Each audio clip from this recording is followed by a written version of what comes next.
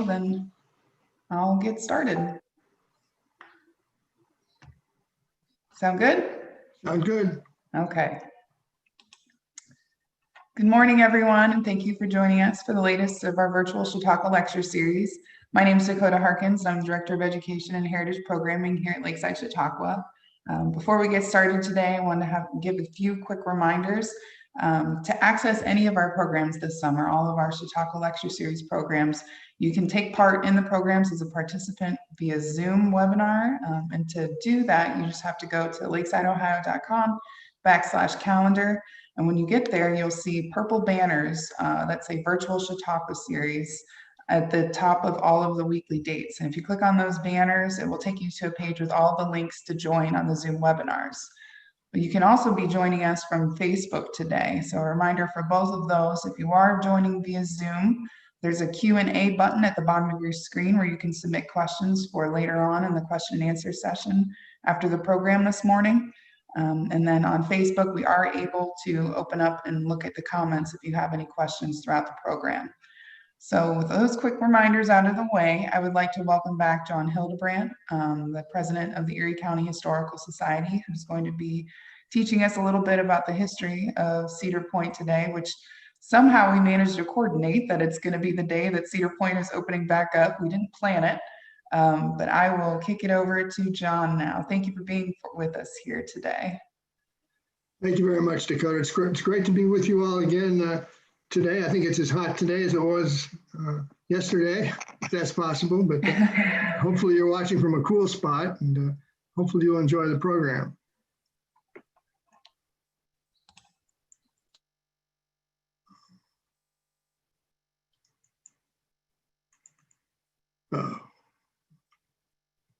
The talker just screwed up here. Sorry about that.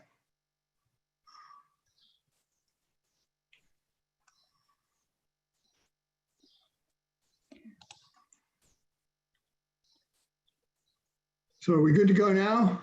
So the easiest thing would be to unshare, so stop sharing your screen and then go back and share your screen again and make sure that it's the PowerPoint option.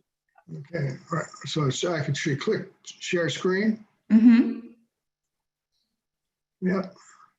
And there should be options, and your PowerPoint should be.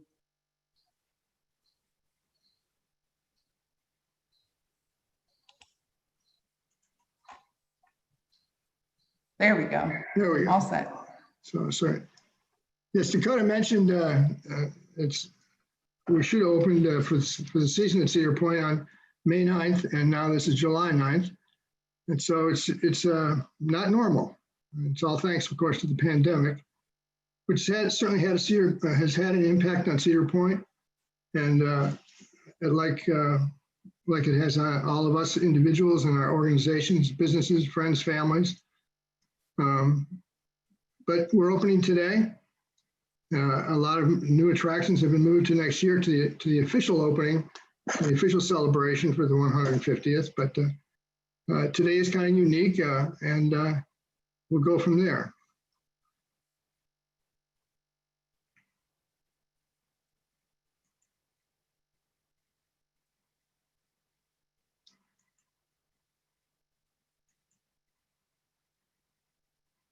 The summer of 1870, 150 years ago, a lot in common, a lot not. Certainly the bathing attire and family activities along the beach have changed, as this attests. The president then was U.S. Grant. He was our president. It was also the year of the 15th Amendment. The right to vote became law. The National Weather Service was established in 1870. As was Yellowstone National Park. And just as a little aside, there's a kind of history with Yellowstone and the Sandusky and the Erie County area. There's President U.S. Grant on the right. And on the left is Jay Cook, Civil War financier. He was born and raised in Sandusky. And he and Grant were friends, along with Jay Cook's younger brother.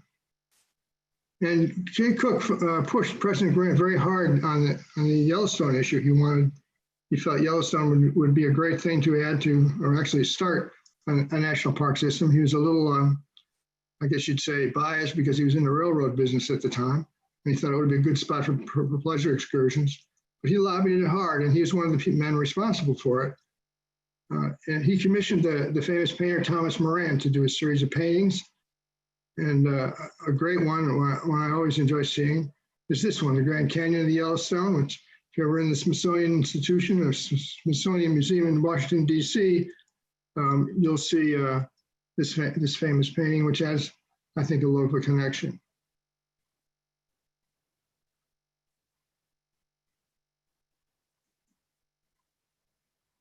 Little difference in roller coasters from 150 years ago.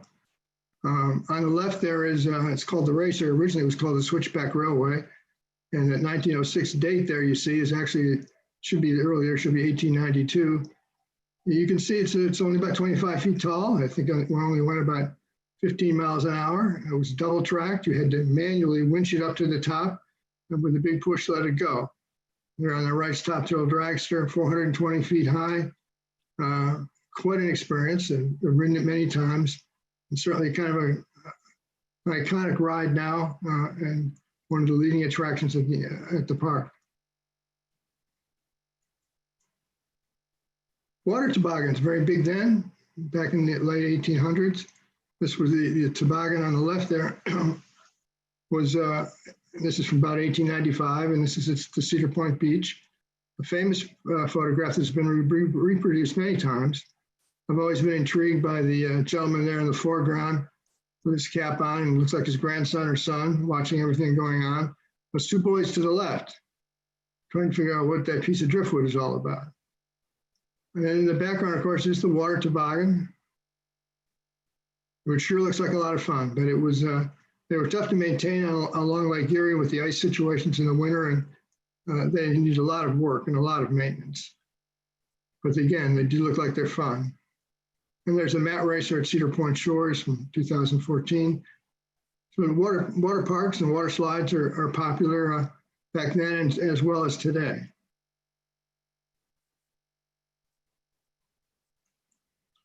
One of my favorite beach pictures from the period, about 1905. Great image, just great clarity on the images. First we tried to figure out whether they're sitting or standing. I think we figured it out now. They're sitting in the water, but you can make an argument the other way. Everybody looks happy. They're having a good time. In the background is the sea swing, which was a steam-powered contraption that you rode just like a swing, very popular at the time. Here's your idea how big the beach was and how shallow it was back then. Great for swimming. So what's important to know about Cedar Point? Cedar Point, along with Put-in-Bay, have been really the two primary drivers for the tourism economy in our region for 150 years. Cedar Point's a hybrid. It's part amusement park, also part resort. It's unique among regional theme parks. No other park in the United States really has a comparable resort offering. And it's arguably the only old amusement park in the US which has successfully transitioned to a modern super park.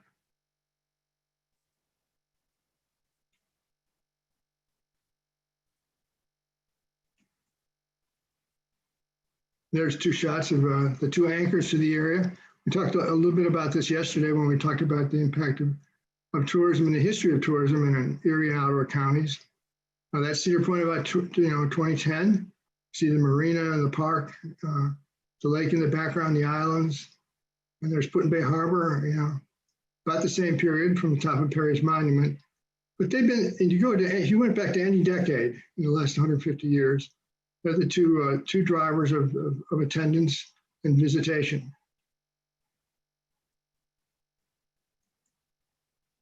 And as I mentioned, we're a hybrid, Cedar Point is. A part amusement park, certainly, but part of resort as well. You see the refurbished hotel breakers there. It's really the best of both worlds if you can hit the sweet spot. I mean, just ask Disney. They're the leaders in this kind of entertainment.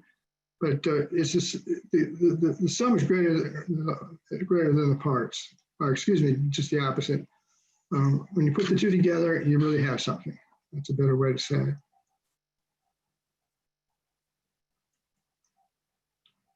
And it does have that unique position among regional parks. And no other park, as I said, has a comparable resort offering. That's been great about the water park at Cedar Point. It's right in the middle of the Magnum XL 200 roller coaster ride. That integration of the two experiences, the resort experience and the park experience, have been great for Cedar Point, certainly.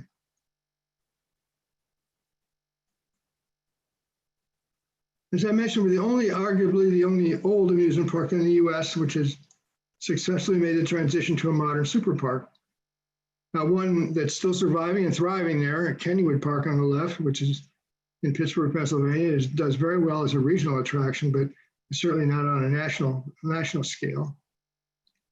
But how many of you out there remember Riverview Park in Chicago, a famous old park, which is now gone? And on the right there, Euclid Beach Park in Cleveland, just east of Cleveland. I guess along with Cedar Point, my first experience as a child at an amusement park, I can still remember getting a helium balloon and wrapping it around my wrist and not doing it very well, and up in the air it went. And I begged my dad to buy me another one. The Euclid Beach is gone.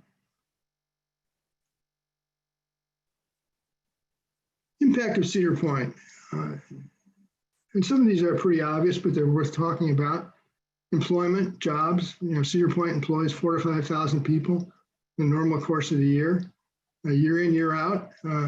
It's provided lots of job opportunities for lots of kids and adults throughout the area. Local purchasing of goods and services. Millions and millions of dollars every year is spent purchasing goods and services locally. The tax revenue for Sandusky and Erie County is considerable. We're talking bed taxes, admission taxes, sales tax, income tax. The growth of the hotel industry in Erie and Ottawa counties wouldn't be what it was without Cedar Point's impact. It's really increased the options for people who want to come and spend the night. I like to say we created the market for the indoor water park industry in Erie County.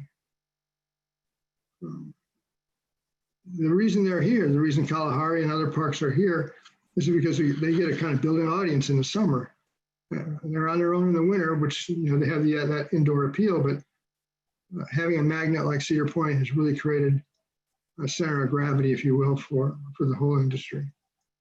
And infrastructure development, highways and bridges and such, I think have been built or added onto or made better because of Cedar Point, and cultural things as well.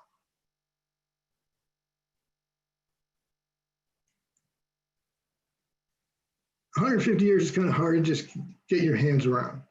How do you deal with it in bits and pieces to make it understandable? This is subjective. This is the way I chose to kind of present it, of the Cedar Point eras, if you will, mainly driven by the personalities who were sort of in charge of things, if you will, at the time. I'm a believer in people making the difference in history as opposed to being manipulated by their world. The best people create their own and make those kinds of changes. The first 30 years of Cedar Point's existence, it was local ownership, local market, local folks. George Beckling, we'll talk about George a little bit in a moment. But from about 1900 to 1931, when he died, he ushered in a new golden age for Cedar, or actually the first golden age for Cedar Point, and really made a big difference. Then you had the Depression and World War II, about an 18 to 20 year stretch when not much happened. They barely stayed alive. That was the big accomplishment. Then you had Great Revival with George Roos and Emil LaGrosse from the early 50s, mid 50s up through into the 70s. We'll talk more about them in a moment too. They don't often get their due anymore, I think, as time has passed. But they were really very, very special gentlemen. But Cedar Point became a sort of an Ohio Disney, if you will. Robert Munger, Bob Munger, for more than 10 years was at the helm. He's the guy that put in the Gemini and the Corkscrew. Dick Insel had a 25-year run as CEO of Cedar Point, Cedar Fair. really created the roller coaster supremacy position, started getting the park back into the resort business, resort business in a big way, and created $1 billion company. And this is 2012. We met, and Richard Zimmerman, have taken on the task of running the company. They focused on internal growth, fast pass, season pass strategies like that.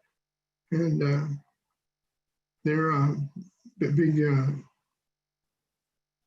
what's the right word, I guess, big responsibility will be dealing with the pandemic and the aftermath and how to navigate the company through these tempestuous times. So Cedar Point's local ownership, I mentioned, from 1870 to 1898, when George Beckling purchased the property. These are some of the names: James West, Louis Zistel, William Slackford, Louis Adolph, Jacob Keevler, Adam Spool, Benjamin Dwelly, Charles Bates, all local guys. They built that structure you see in the background in this image, the Grand Pavilion, in 1888, which was the largest structure on the peninsula for many years. It was their big achievement. You can see there's a cupola up there with a viewing deck, and it was the center for all sorts of activities: bowling, dancing, dining, games. It was a very popular location and did very well. There's the boardwalk in front. This is from about 1890. There's the Grand Pavilion again, different perspective. The band shell you see there was an area where the Great Western Band performed. They were a very popular local band, sort of a John Philip Sousa style. Those kinds of acts were very popular around not just at Cedar Point, but similar locations around the country, actually. George Beckling, I mentioned he created the Cedar Point's first golden age. Interesting character. He built the Hotel Breakers and the resort expansion, the Coliseum. He put in an electric-powered midway, marketed Cedar Point to railroads and steamships. He was famous for hosting great parties with steamship owners and operators and railroad folks to get people to have excursions at Cedar Point. When he acquired the company, he had the vision. He saw what it could become. He had a real prize here if it was properly developed, given this location. He upgraded the live entertainment, upgraded food service. He wanted Cedar Point's food service to be the equal of anything you'd find in a big city or national resort location. He built the Cedar Point Road, or the Cedar Point Chaussee, as we call it, the road that runs the length of the peninsula, built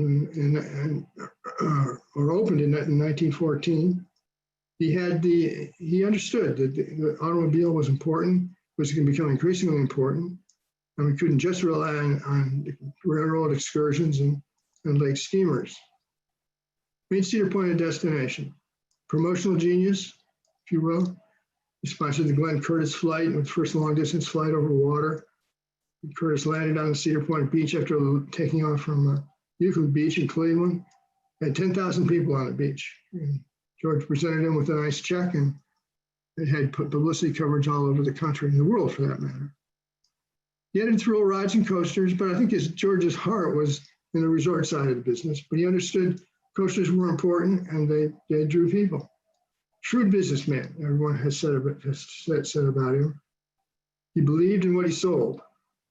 He was unquestionably devoted to the park, never married, focused all his energy on the park, and it showed. I like to think he was a visionary as well as an operator. It's not often you get both things together. You find great operators, and you find people who have good vision for brands and development and things like that, but you don't often get combined almost equally in one person, but he was one of those guys. They still tell stories about him. George died in 1931.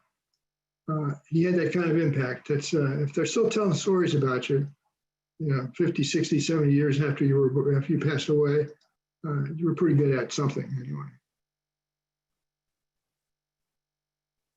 Then we get into the Depression, the war years. Cedar Point was in the doldrums, as was everyone else. You just were kind of treading water, hoping to survive. One bright spot was the Cedar Point Ballroom. This picture's from about 1939. Big bands were here, and Tommy Dorsey, orchestra, Stan Kenton, all those folks. Everyone always asks if Frank Sinatra ever sang here, and we'd love to say that he did. We've done a lot of research in local newspapers and such, and it doesn't seem to be any mention of him being here. So he probably wasn't, but it'd be a good story. Things still kept going at the park. It's still a good location for group get-togethers and conventions and such. The National Checkers Championship, for example, was here in the summer of 1936, as you can see. There's a Chevrolet sales meeting, 1933, up on the second floor of the convention center, which was originally the Grand Pavilion. This is the second floor here, set up for a big banquet. This is also the spot where Helen Keller challenged the Lions Club to be Knights of the Blind back several years earlier. It was right here in this room. Emil LaGrosse and George Roos. This picture of the two of them there from 1969 or thereabouts. The dynamic duo, I like to say. Emil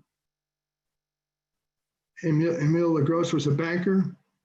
George Roos was a bond dealer, finance men through and through, but also a man of imagination.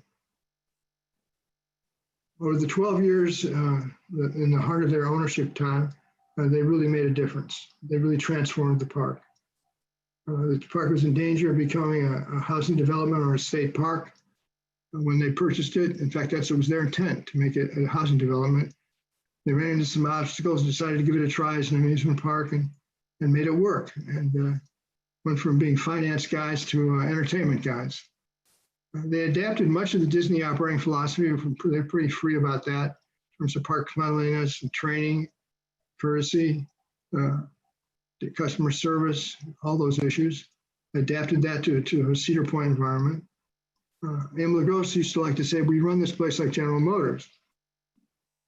Meaning we really run it like a business. This is not a carnival.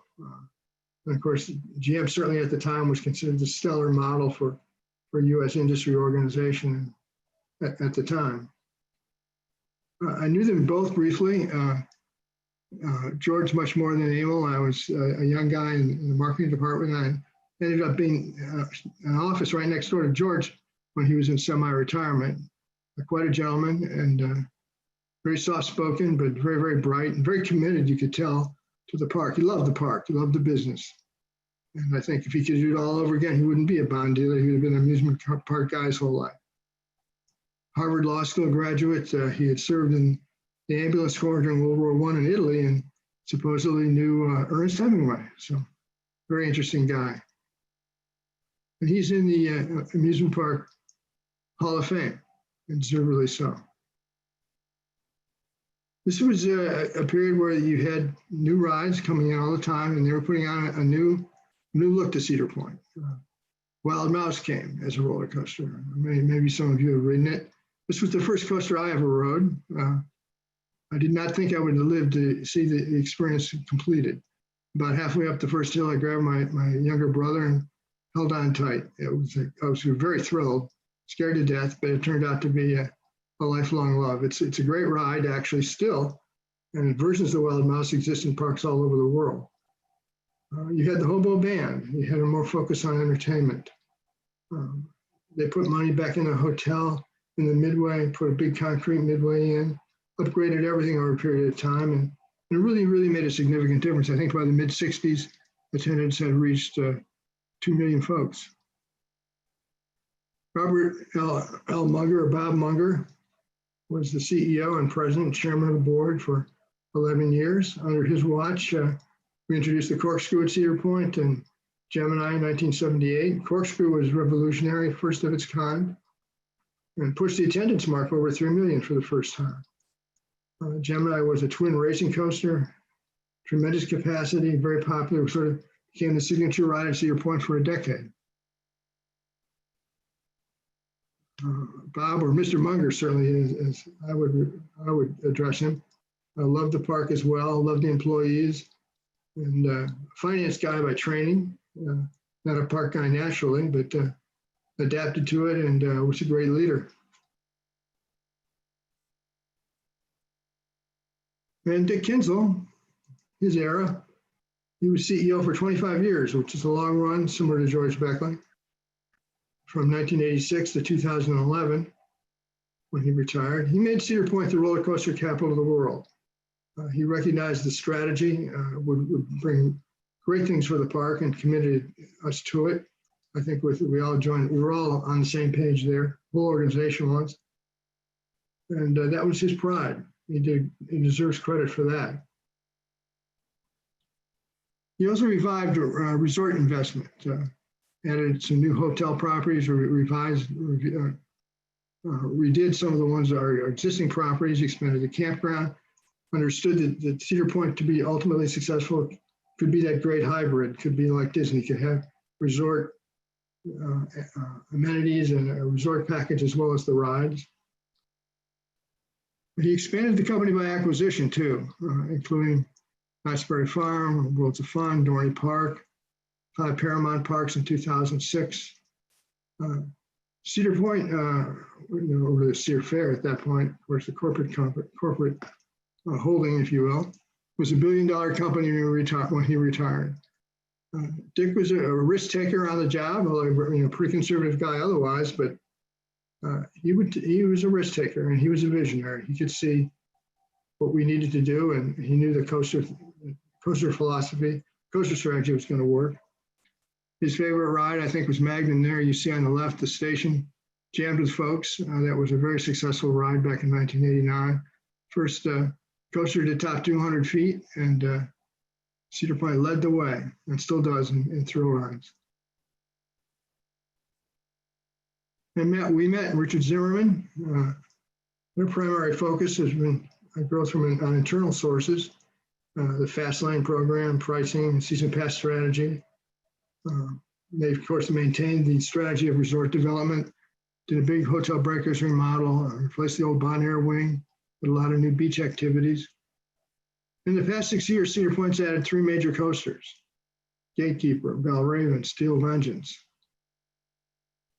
We succeeded Kinsel as CEO in 2014, and Zimmerman was named CEO in 2018.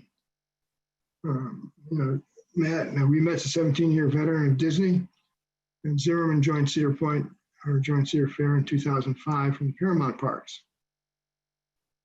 So blending 3 different theme park cultures, Disney, Cedar Fair, Cedar Point, and Paramount, and adapting to the pandemic will be a critical challenge for these leaders. So what is Cedar Point today? Second oldest amusement park in the US, 18 roller coasters. That's a lot of roller coasters. But that's what brings folks to the parks. Winner of multiple industry awards.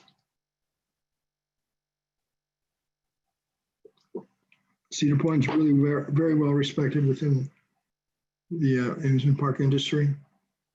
Won the Applause Award in 1996. We've consistently won many Golden Ticket Awards, which is the industry's version of the Academy Awards in a number of different categories, including Best Park and Best Roller Coasters. We have Marina, we have Lighthouse Point, cottages and campground cottages, Cedar Point Beach, hotel breakers, 500 plus rooms, indoor water park. Millions visit the park annually. And Cedar Point also has collateral growth, I call it, in Sandusky and Erie County. Sports Force Park, Cedar Point Sports Center, partnership with Bowling Green State University and Sunmount Creek, are all come in the last 3 or 4 years. BGSU partnership is unique, I think, in the industry. That building is going to open this fall, and students will be able to attend Bowling Green while living here in this new building and doing work at Cedar Point and Cedar Point Resorts. The idea is to be able to give people training and education so they can graduate with a tourism management degree and work at a Cedar Point property or Cedar Fair property or anywhere else in the industry for that matter. I think it's a feather in our cap, and I think it will do very, very well. Sawmill Creek, which has been a property, I think since the early 70s in our Erie County, with golf course and hotel and whatnot. Cedar Point acquired that last fall or last summer. It's a natural extension of the Cedar Point brand and Cedar Point operation. That will do very well, I think. Sports Force Park and Cedar Point Sports Center are open for business. The Sports Force Park is, I think this is the third season for it. Softball, baseball, soccer, lots of the outdoor sports. And in Cedar Point Sports Center, which is geared for volleyball, basketball, and winter sports for the winter. Great extensions of the brand, I think, and great partnership with these companies who produce these facilities, and I think it'll be very successful. So what is the legacy of Cedar Point at the present time? And I say, well, it's Cedar Fair. Because of Cedar Point and its success, Cedar Fair exists, which has $1.4 billion in revenue, 11 amusement parks, 4 standalone water parks, indoor water park, 115 roller coasters across the system. That's a lot of roller coasters. 2,300 plus hotel rooms, about 20,000 employees in peak season in any given year. We now have a national footprint and even an international, since we operate Canada's Wonderland in Toronto. What about, if there was no Cedar Point? What would it be? What would Erie and Ottawa County, this area, be? Well, the Cedar Point Peninsula would be all housing, I'm sure, or state park. There wouldn't be any indoor water parks, no hotel industry, or not as large a hotel industry, I guess, to be specific. Probably higher taxes. I doubt there'd be a Route 2 bypass, fewer restaurants, less geographic awareness of Sandusky, certainly, and less quality of life.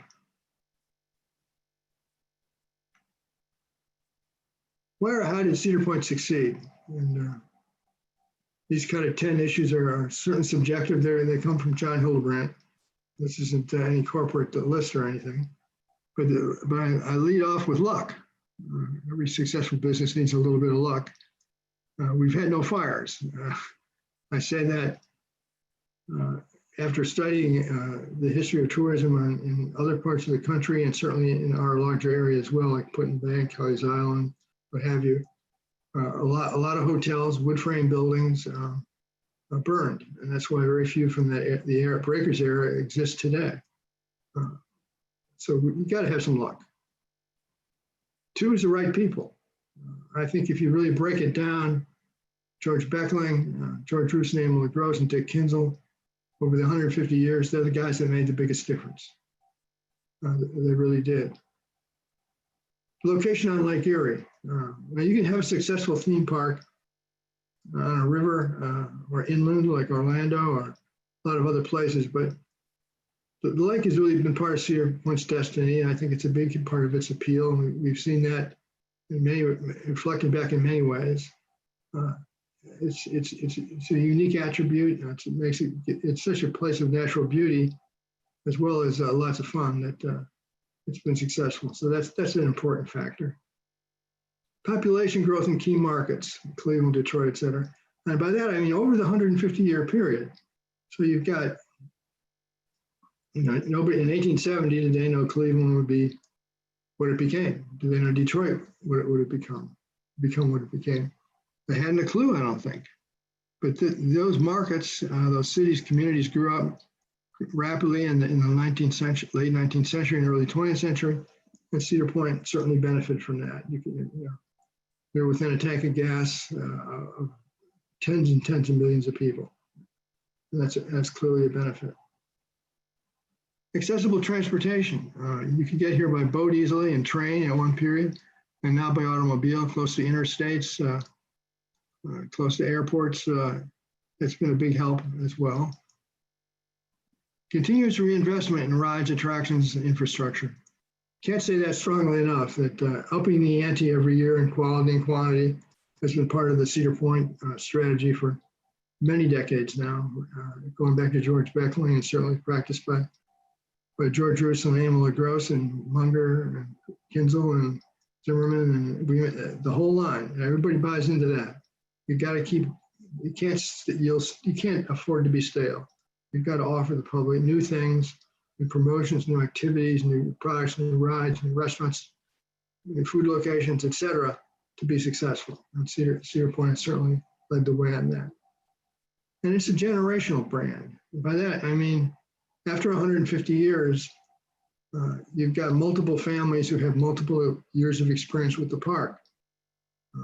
You came here as a young child, then you came in your school group, then you came with your parents, then you came in the courting phase of your life. And you're a parent again, and then a grandparent. And people form a very emotional attachment to the park. And it's a very unique part of what we have. And other companies that have that, other products have it as well, but we certainly have it in spades, I can tell you that. Cedar Point's impact on the amusement park industry. The rebirth of Cedar Point in the 1960s really is a legend within the industry. Really set the standard for turning a park around. I don't think anyone's ever turned around one, in as bad as it was in the 30s and 40s to transform it like they did. A lot of management talent. As they say, Cedar Point is a good place to be from. We're respected for our success and for our management expertise over the years.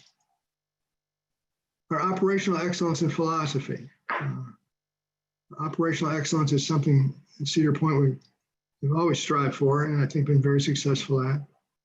Our financial performance, the margins we've created in our business have been very successful. We have developed a lot of maintenance and safety systems as well that are imitated. I mentioned award recognition earlier, like the Applause Award, Golden Ticket Awards.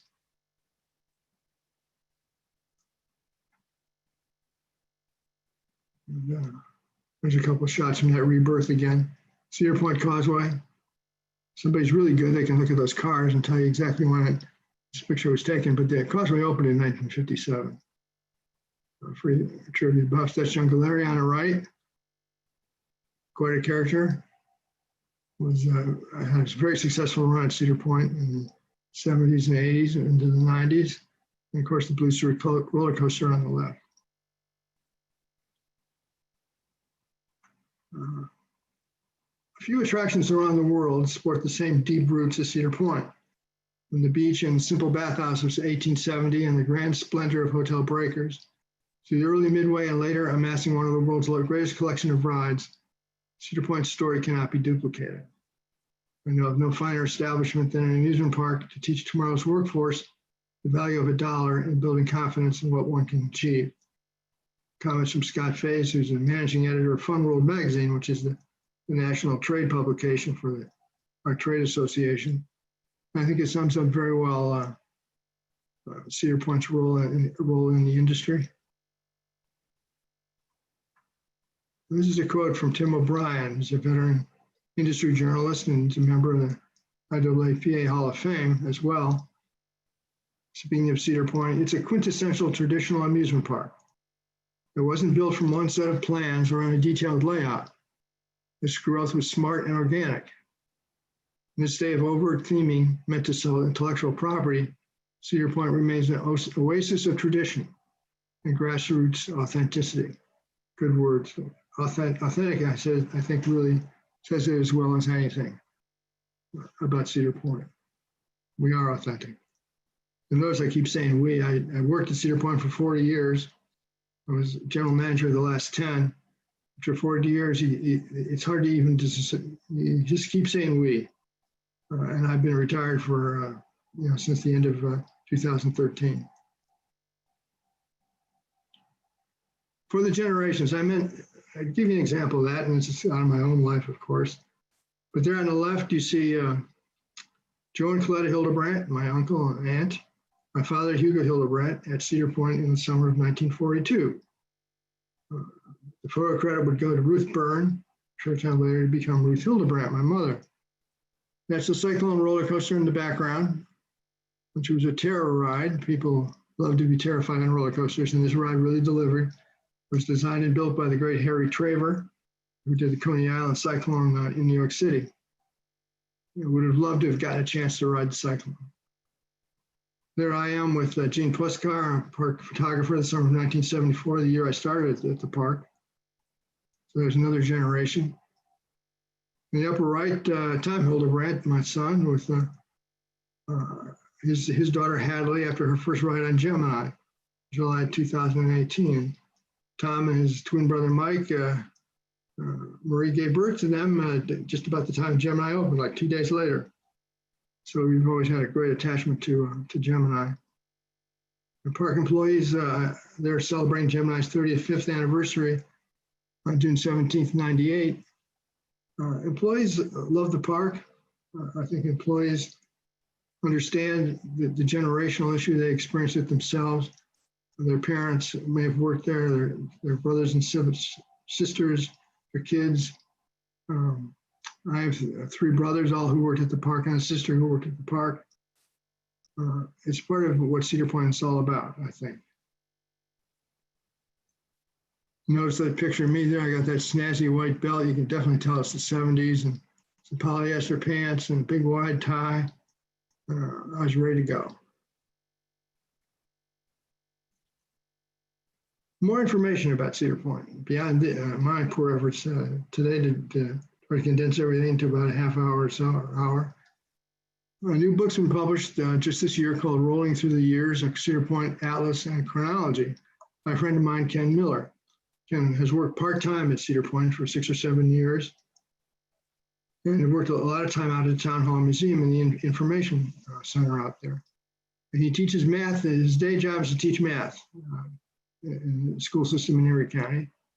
And he's compiled this magnificent book. It defines the word coffee table book. We joke that you could use it as a boat anchor. It's that heavy. Hundreds of pages. I think 12 or 1,300 different illustrations, photographs, reproductions. He did 2 things. He talks about the history of the park thematically. In other words, roller coasters, lake steamers, resorts, that sort of thing.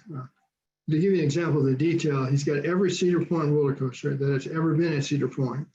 He's got all the data about it, how high it was, how fast it ran, who built it, what it cost, all of that in one place. Same with every lake steamer that ever called at Cedar Point, in the 1890s and into the early 20th century. Amazing effort, amazing effort. And it's a chronology. He details what happened every year at Cedar Point, from 1870, actually before 1870, up through through 2019. What the ticket price was, what was new, what was old, what was taken out, what was brought in, who was in charge of this, who was in charge of that, what they did to this ride, that ride, who were visited. Just an amazing compilation, a labor of love. And I strongly recommend it to anyone who wants to know more about the park. Cedar Point, the Queen of American Watering Places, this is in its 3rd edition. It was written by David Francis and his wife, Diane, the first edition back in 1988, I believe. And it's a narrative history of Cedar Point. Dave was a good friend of mine. He did a fantastic job with this book. He was an advertising guy and his day job, an amusement park guy all of the time. He loved the park dearly. That comes through loud and clear. A professional researcher. He was a history major in college, and the book is very well done. And again, I strongly recommend that as well for more information.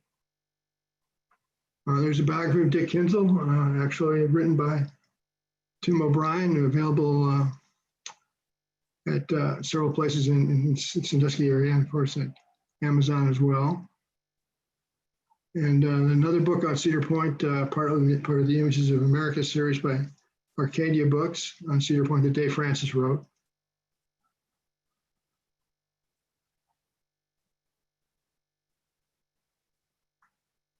One of the things that's new for this year is a Cedar Point history app. If you're a lover of history, and obviously if you're listening and watching this morning, you're interested in history.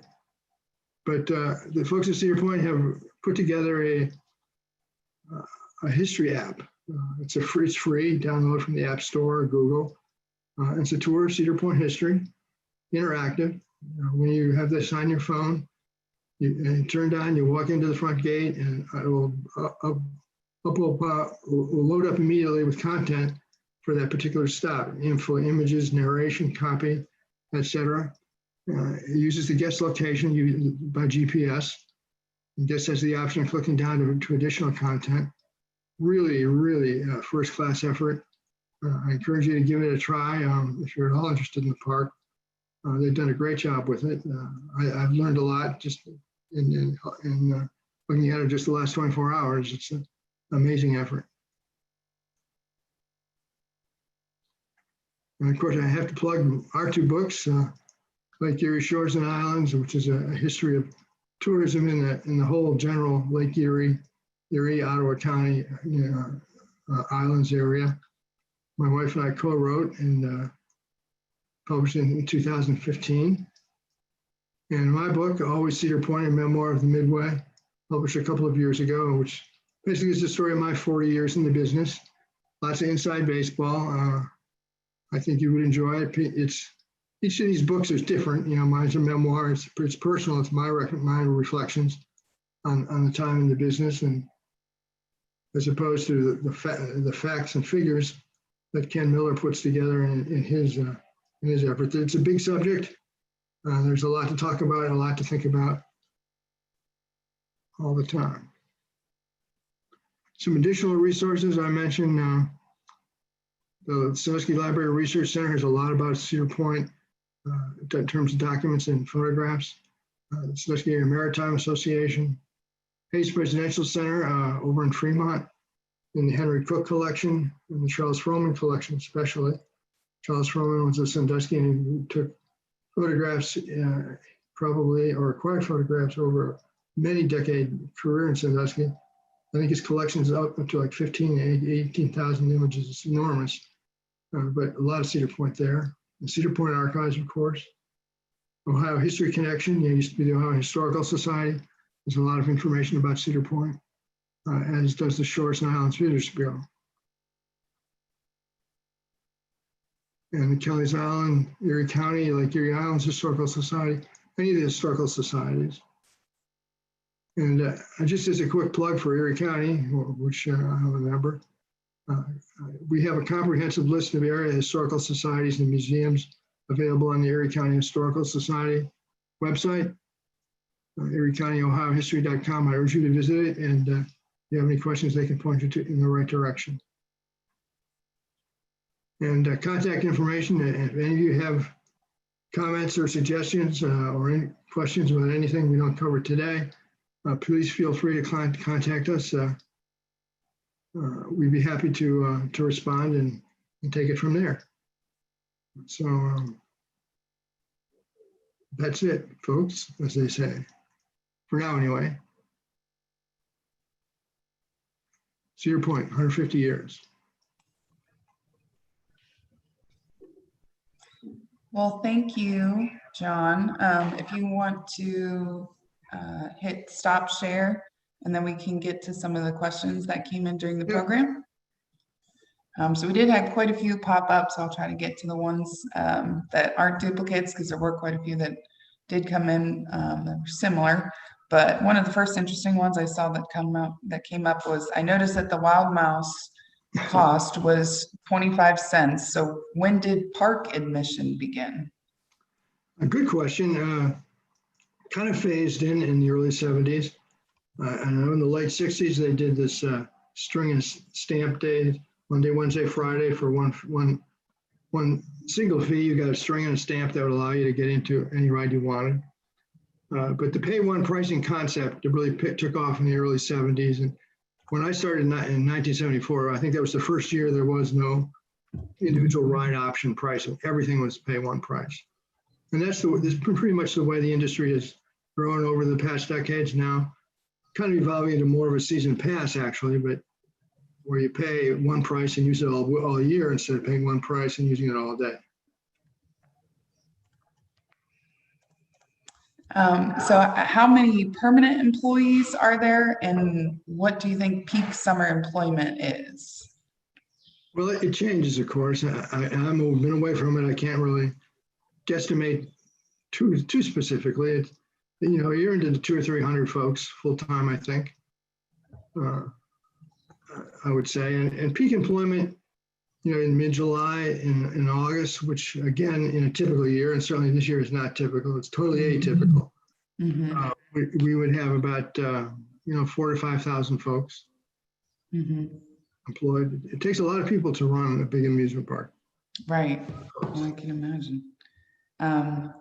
So then again, going along with employment, does Cedar Point recruit college students, and how far does their recruiting reach? Short answer is yes, we certainly do. We get folks, high school folks locally, seniors locally. We go out to visit colleges and universities, have for many, many years, and interview on campus to hire folks. We hire some international folks every year. One of the benefits actually of working at Cedar Point is you meet a lot of people from a lot of different geographical places and a lot of different life experiences, and it's some kind of melting pot. It's people who work at the park, maybe because 2/3 of them live at the park, you get very attached to the place, to the folks you work with, your crew, so to speak. And that's a big benefit. Mm-hmm. So this one is, well, I'll just ask it. What is the essence of Cedar Point to you?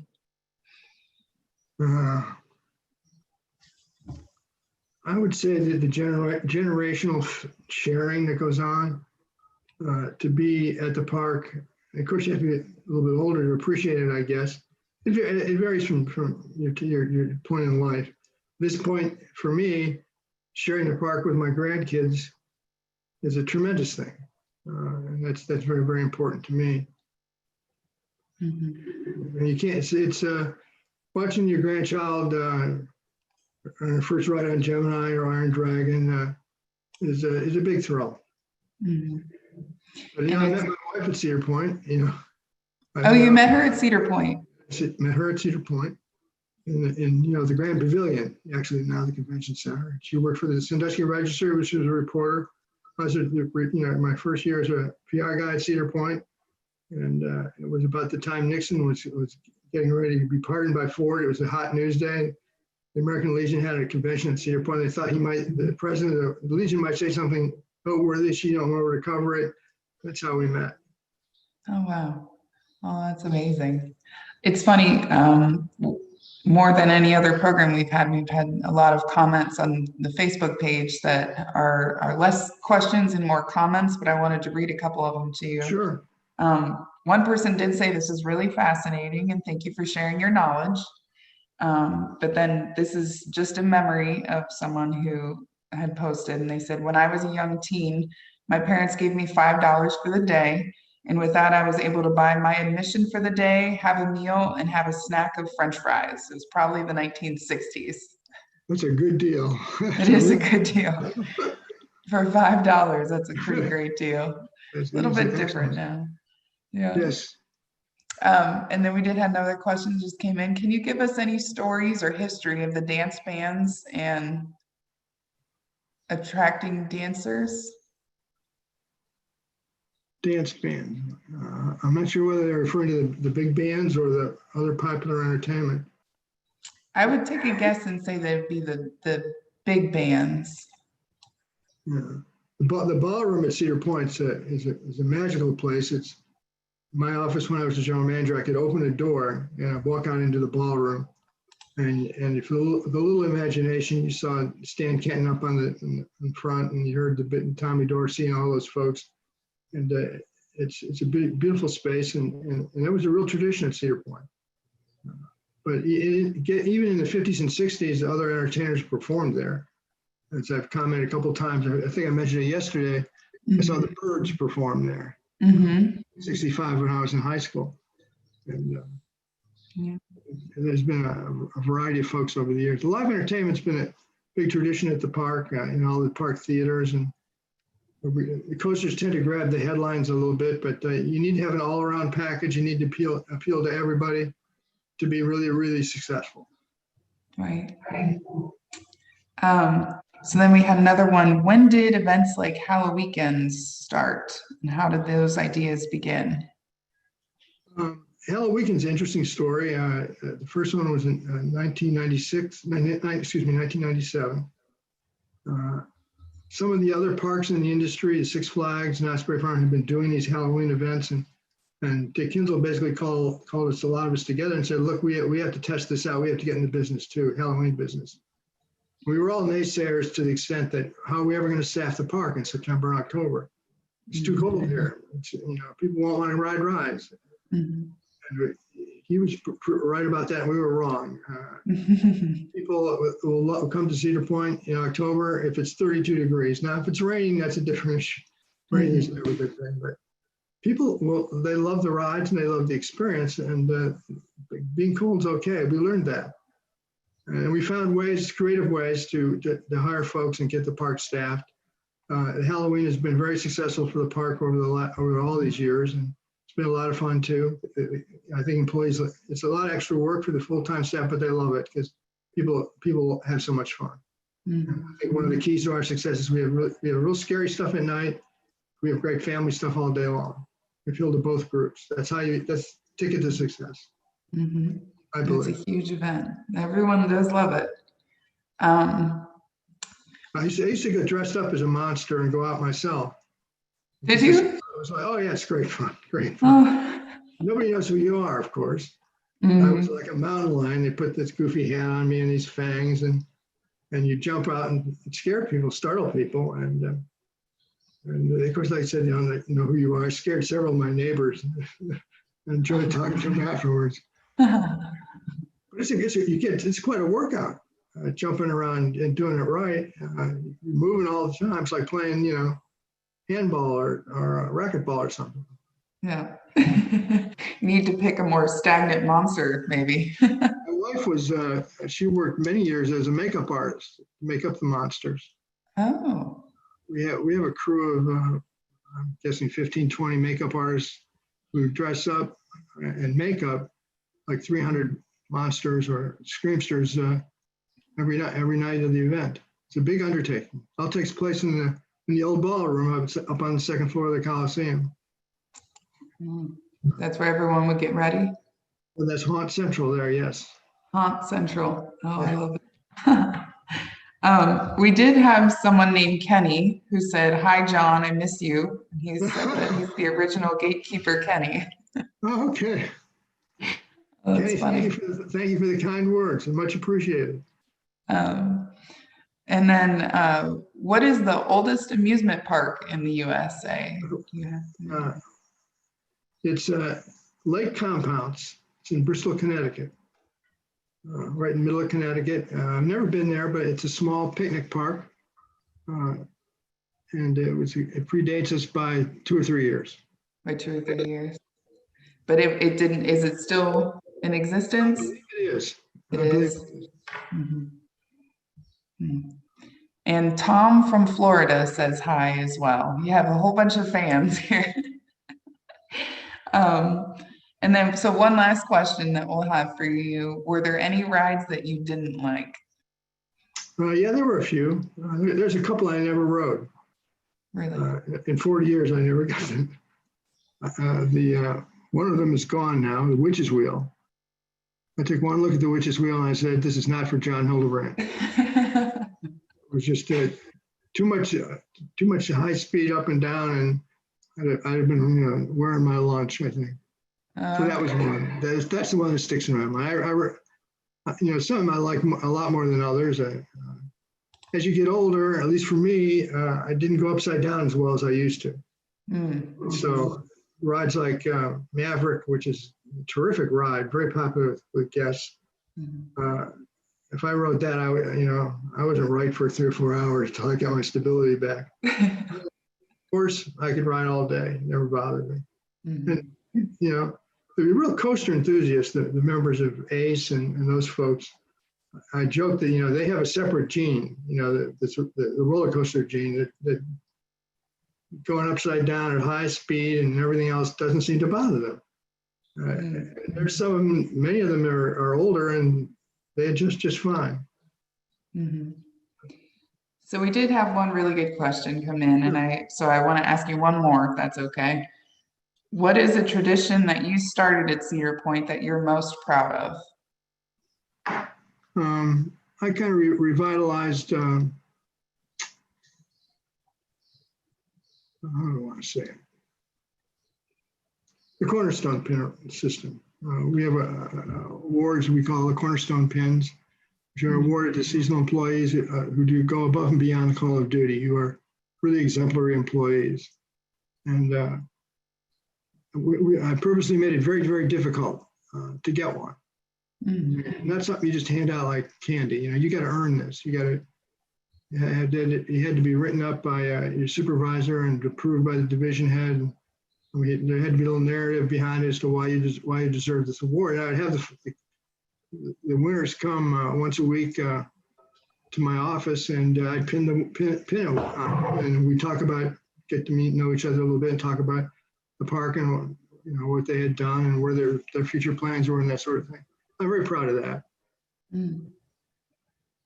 That's a great standard to set, especially for a huge organization with such wide reach like Cedar Point. All right. Well, thank you, John, for joining us the last 2 days. It's been wonderful having you, and thank you for your time and all of the memories and information you have. One last plug, if I could. My memoir, it will be available at Lakeside, starting sometime this afternoon, actually, hopefully at the bookshop. And of course, you can get it on Amazon and other places as well. All the books are all good.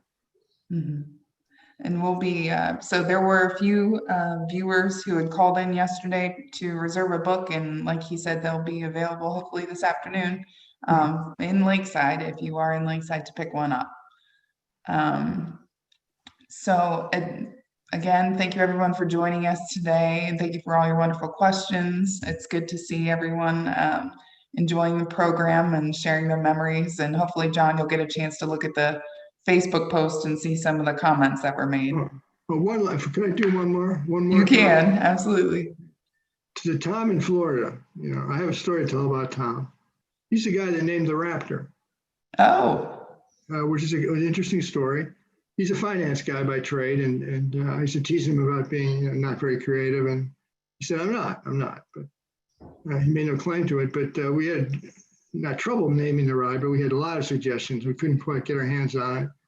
And he called up and said, I got a name for you should consider. And okay, he said Raptor. And this was the time of Jurassic Park. And everyone was thinking Raptor, claw, dinosaur. He was thinking Raptor is just a bird of prey.